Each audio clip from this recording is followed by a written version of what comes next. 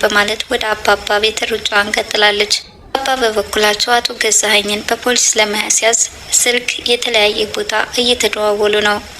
እኚህ ጥጋበኛ ሰዎች በህግ ከለላ ስር የሚውልበትን ሁኔታ ቢያመቻቹም ይህንን ለማድረግ ደግሞ ሁኔታዎች አላስቻላቸውም። ይኸውም የትሁት ልጅ በቁጥጥር ስር መዋሏ ነበረ።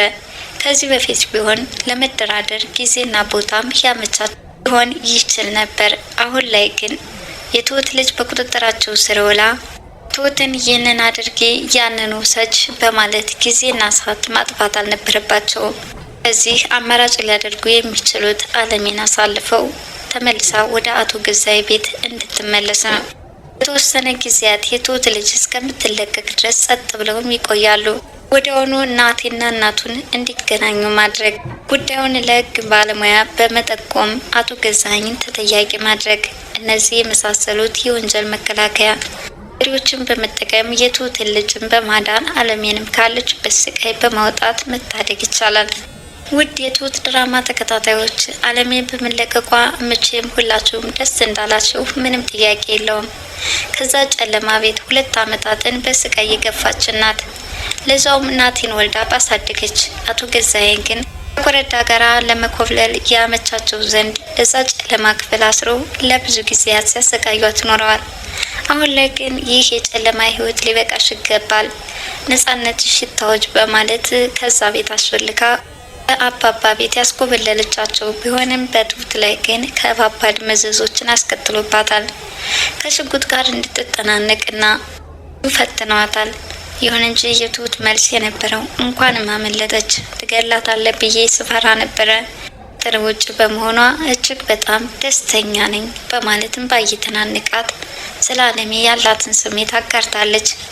ከዚህ በፊት ናቲ እባክሽን ትሁት እወድሻለሁኝ፣ እየከፈልኩ ያለሁት ስለ እናቴ ነው፣ ዲጋራም የወረደ ስራ የሰራሁት ለዚህ ሆነው በማለት ራሱን እንደ ጥፋተኛ በመቁጠርም እውነትም ጥፋቱን በማመን እንበለው ትሁትን ለማሳመን ያላደረገው ነገር አልነበረም። አለሜን ካንተ ይበልጥ እኔ እወዳታለሁ፣ ምክንያቱም ሁኔታዋንና ኑሮዋን ጠንቅቄ አውቃታለሁ። ወደዛ ክፍል ጨለማ ተዘግታ የደረስኩላትም እኔ ነኝ ብላለች። በእርግጥም ትክክል ናት። ባትና ሲጠማት አይዞሽ አለሁልሽ፣ ከዚህ ክፍልም ትወጫለሽ እያለች የተስፋ ቃል እየመገበቻት ከነበራት ተስፋ መቁረጥ እንድታገግም ነገ ህይወት አለ እንዲህ ብላ እንድታስብ በብዙ ነገር በአእምሮዋ በሳይኮሎጂዋ በብዙ መክራታለች። ዚህም ከትሁት ጋራ በመላመዳቸው ብዛት አለሜን እየወደደቻት መጥታለች። ስለዚህ እናትን በጣም ነው የምወዳት፣ እሷ እዛ ክፍል እንድትወጣ እኔም ፍላጎቴ ነው። ይሁን እንጂ አንተም ራስ ወዳድ ሆነህ እናትን ስትመርጥ እኔም መስዋዕትነት ከፍዬ የወለድኳትን ልጅን አዳላለሁ። በእናት ላይ የሆነ ነገር ቢወሰን ምንም ማድረግ አልችልም በማለት ያኔ ሞታለች ብላ ያረዳችውን ነገር ለማስረዳት ሞከረች። ገዛኸኝም አለሜን ለመግደል በጭካኔ የወሰኑበትን አጋጣሚ ግን ትሁት አላስቻላትም። ምክንያቱም ልጅም ቤተሰቦቿ ጋር ናት። በተቻላቸው መጠን ጥበቃ እንዲያደርጉላት እነግራቸዋለሁ። እያየ አለሜ አትገደልም ስትል ወደ አባባ ጥየቃ አምርታለች። አባባ በወቅቱ ነገሩ ከባድ እንደሆነና በተለይ በትሁት ልጅ ላይ ቀጣይ የሚመጣው እዳ ምን ያህል ከባድ እንደሆነ ቀድመው አስበውታል። ልጄ ምንም አትሆንም፣ በተቻለ መጠን እንዲጠብቋትና ካጠገባቸው እንዳያርቋት ነግራቸዋለሁ። እባክህን አባባ አንተን አመኘ ነው ወደዚህ የመጣው ስትለም አባባም የትሁትን ንግግር አላሳፈሯትም፣ አሜን ብለው ተቀብለዋል። አለሜን በማስከዳት መንገድ ላይ ከርቀት የተከታተሏት አቶ ገዛኸኝ ግን ስትንተባተቢና ቅድም ሱቅ እያልሽ የሄድሽበት አጋጣሚ አለሜን ለማስኮብለል እንደሆነ ሁሉንም ደርሽበታለሁ በማለት በሽጉጥ አስፈራርተው ትሁት የምታውቀውን ሁሉ እንድትናዘዝ ብዙ አስፈራርተዋታል። ይሁን እንጂ ትሁት በፍጹም አላውቅም፣ እኔ ስለ አለሜ ምን አገባኝና የት እንዳደረሳቸዋትስ ምን አውቃለሁ ስትል ሸምጥታለች። የቀጠሮ ሰዓታቸው የባከነባቸውና እቅዳቸው የከሸፈባቸው አቶ ገዛኸኝም በጣም እየተነጫነጩና በትሁት ላይ አንዳች ነገር አድርገው ሊበቀሏት እንደሚችሉ እየዛቱ ነው። ይሁን እንጂ ትሁት የእሷ ነፍስ በፍጹም አላስጨነቃትም።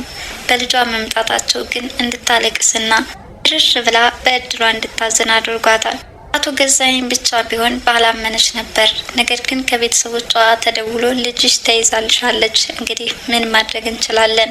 ያገባሽ አትግቢ እያልንሽ ዕዳ ውስጥ ከተችን በማለት ልጇን እንዴት መንጥቀው እንደወሰዱባት ሲነገራትም ድርቅ ብላ እያለቀሰችና ሁኔታዎችን መቋቋም አቅቷት ፉኛ ልቧ ተሰብሯል። በስብራቷ ሳታገግም ስለ ልጇ አዲስ ነገር ሳሰማ አቶ ገዛኸኝ ተጨምረው ቤትሽ ለልጅሽ ተረፈሽ፣ አንቺ እናሳትወኝ በጣም ጨካኝ ነሽ፣ ልጅሽን የምትወጃት ቢሆን አድርጊ ያልንሽን ሁሉ እንድታደርጊ ትገደጅ ነበረ። ነገር ግን ራስ ወዳድና ጨካኝ እናት ነሽ በማለት በእናትነቷ እውነታው ጋር በመቆሟ እንደ ድክመት በመቁጠር ትሁትን እየሰደቧት ነበረ። መጨረሻ ውሳኔ የምትለውን እንድትመርጥ 2 ነገሮች አቅርበውላታል።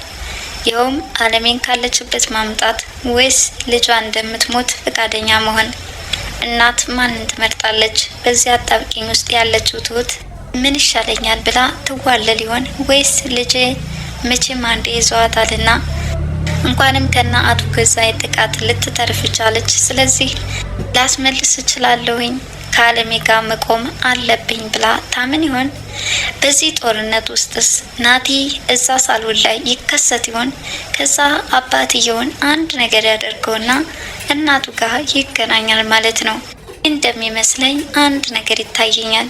ይኸውም አቶ ገዛኸኝን እንደተለመደው እሺ እናቴ ማግኘት አልቻልኩም፣ የመቃብር ስፍራዋን ወስዳ አሳየኝ፣ ከዚህ በኋላ እናት ያለች ብዬ አላምንም። አሁን የምፈልገው አንድ ነገር አለ። ከዚህ በፊት የጠየቁት በእናቴ ስም ላቋቁም የምፈልገው ድርጅት ፕሮግራሙን ስላልተውኩት እሱን እንድሰጠኝ ጠይቃለሁ በማለት ገንዘብ ለመጠየቅ ወደዛ ቤት ይመጣል። ትሁትን ተናገሪ አትናገሪ እያሉ እያፋጠጧት በነበረበት ጊዜ ናቲ ይከሰታል።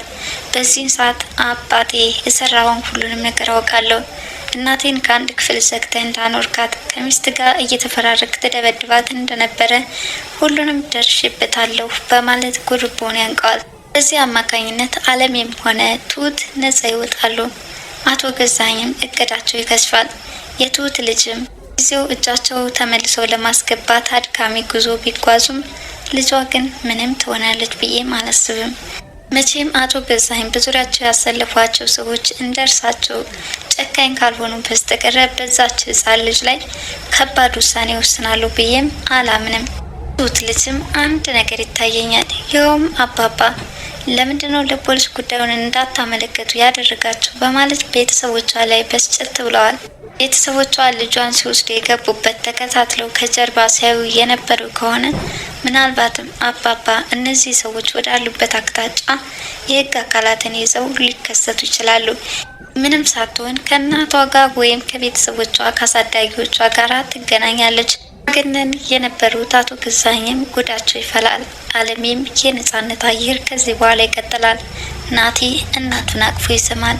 ትሁት ድራማ ለዛሬው ያቀረብኩላችሁን ይመስል ነበር። በቀጣዩ ቪዲዮ እስከምንገናኝ ለዛሬ እዚሁ ይብቃን። መልካም ጊዜ። ባይ ባይ።